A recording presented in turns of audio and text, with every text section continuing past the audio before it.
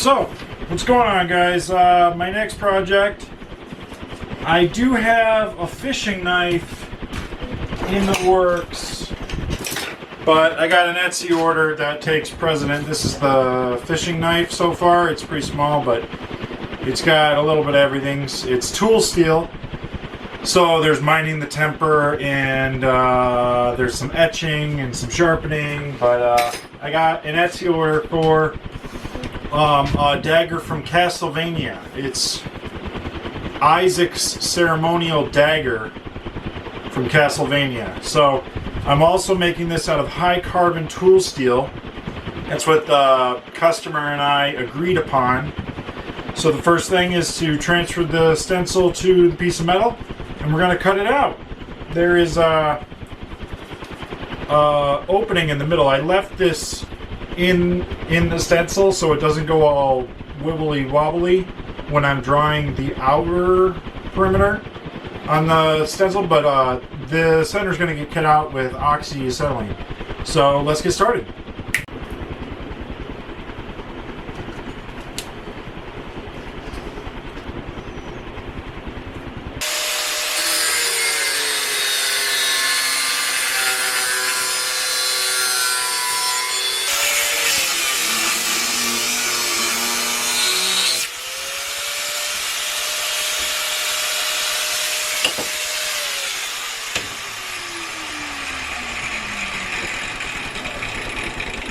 Did I mention that I'm making this out of 3/8? I don't know. I don't think I ever mentioned that. But something to note is there's no blue around the edge. If there is blue at any point during this is small enough that I can temper and anneal it, so it's not that big of a deal. But I'd like to keep the temper, not have to do that if I could. The sparks on this thing, they're like non-existent. They're almost non-existent. They're really, really faint, very short, and very orange.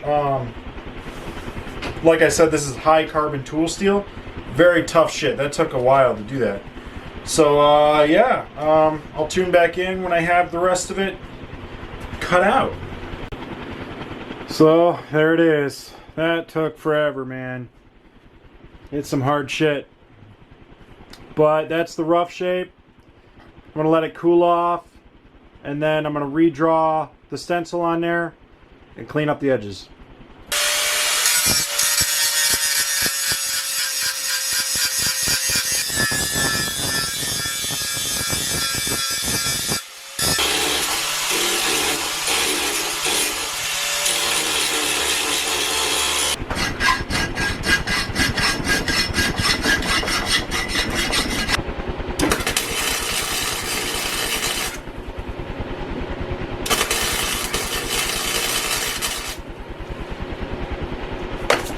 So what I'm doing here is I made a cut too close to the circle at the pommel, and it went whoosh, and it went straight through the side of it. So I'm just adding a little bit of material. The ring at the pommel gets all rounded over anyway, so it's not really a big deal. Plus it's not on the blade. If it was on the blade, I'd start over. But this is on the pommel, so it's not that big of a deal.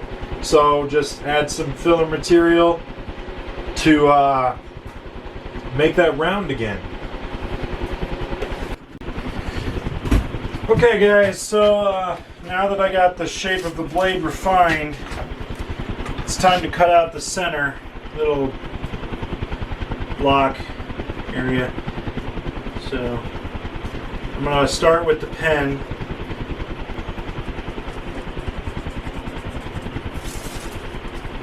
Okay, that's better.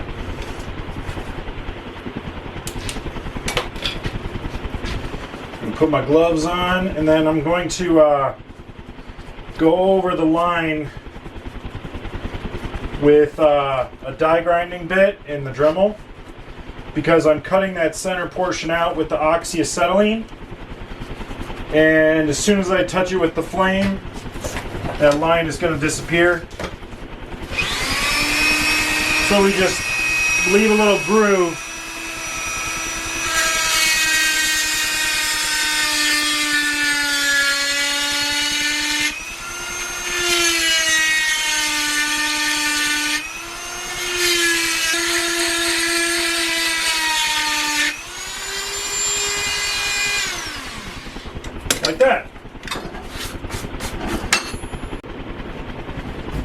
Alright, so before we cut out the oxyacetylene, I want to drill some holes. One is at the pommel where that ring is, just get a pilot hole going.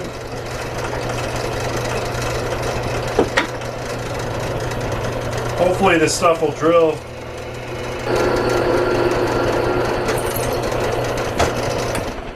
And I'm going to drill it another size bigger, and then we'll be cutting. Okay, so we're all set up. Brand new oxyacetylene tanks. Let's do this.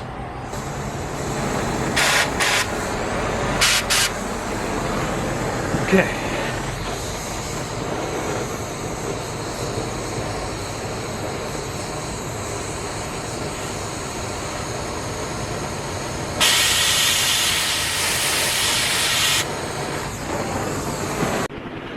So the oxyacetylene refused to cut. I don't know why. It just would not cut. I don't know if it's the type of metal it is or what, but I'm going to have to do it the sucky way, which is drilling a bunch of holes and die grinding it out, and then finishing it off with a die grinding table. So I'll cut back in when I have the bulk of this removed. Okay, so I got most of the material removed, but I figured out that the drill that I was using was smaller than the die grinding bit that I'm using to hog all this stuff out. So I can just go ahead and do it from there. This is my routing table, but with an 1/4 inch shank die grinding bit put into it, just like Michael Cthulhu uses. Yeah, so let's get started.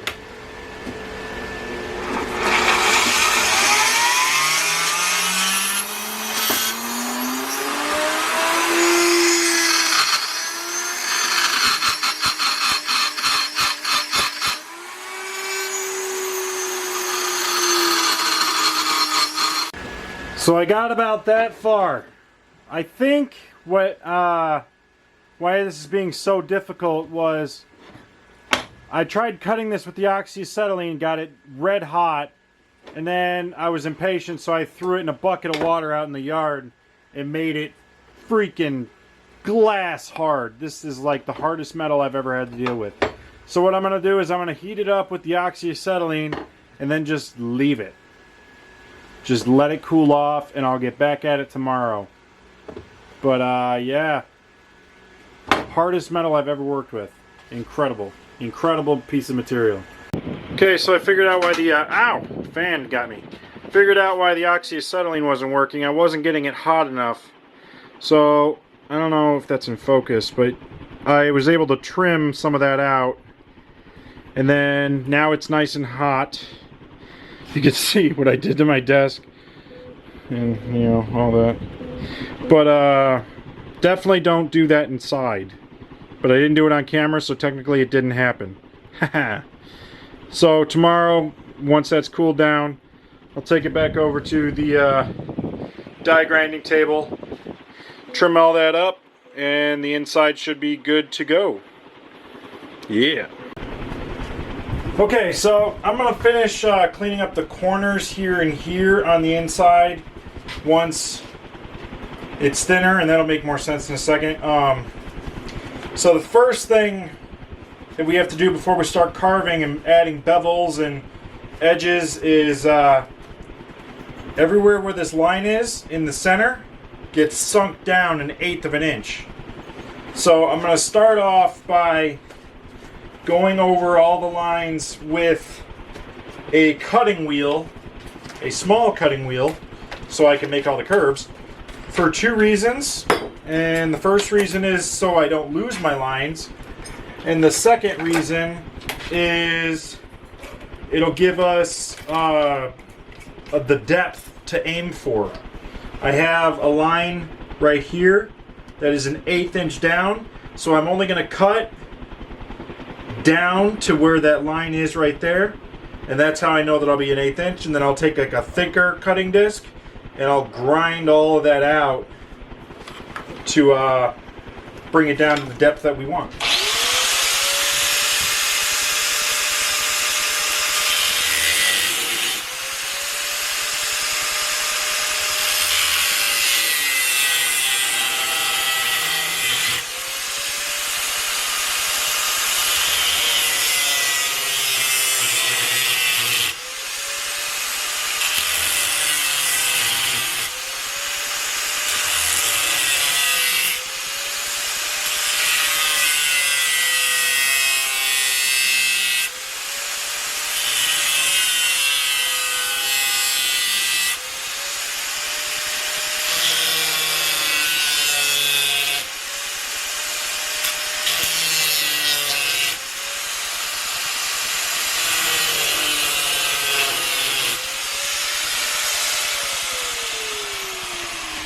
Like that. Now I just got to bring everything in the center down 1/8 of an inch. So here we go.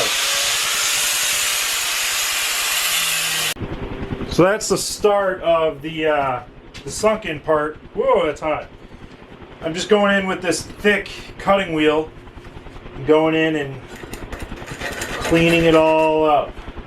I got to do that for the whole thing. So I'll tune back in when I have the rough grind of all of it done.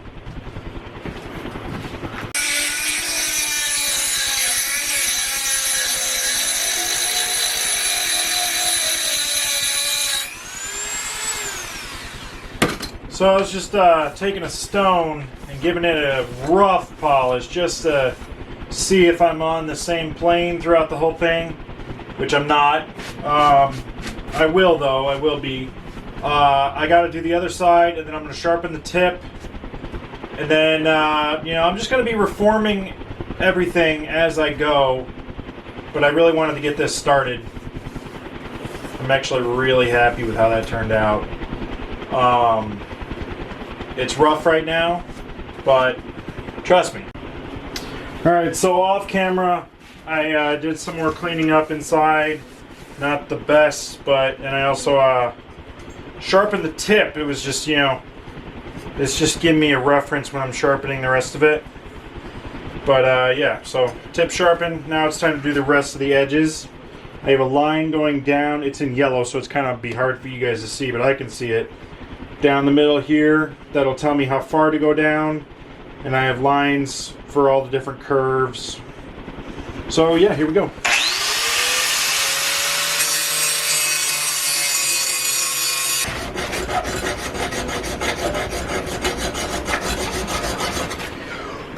Just taking the file and getting that transition in really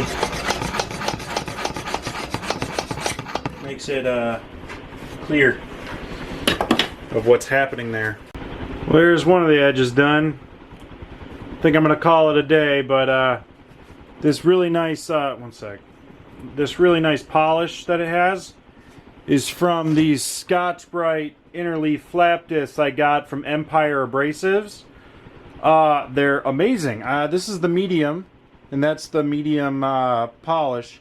There's a fine, but I used it on something. It leaves behind like a plasticky gummy residue, so I can't use it. And then there's a coarse, and the coarse actually takes off some material. But yeah, these are great. They're great for polishing. All right, guys. So I got 2 of the edges sharpened out of 4, and this is it for part 1. If you guys want to see me finish this knife, please let me know, because I kind of lost motivation to do it. So I feel like if I get a lot of comments saying, hey, I want to see that knife finished and stuff like that, I will finish it. So yeah, hope you guys enjoyed. Hope I earned your subscription. And let me know if you want to see part 2. Thanks for watching. See you guys next time.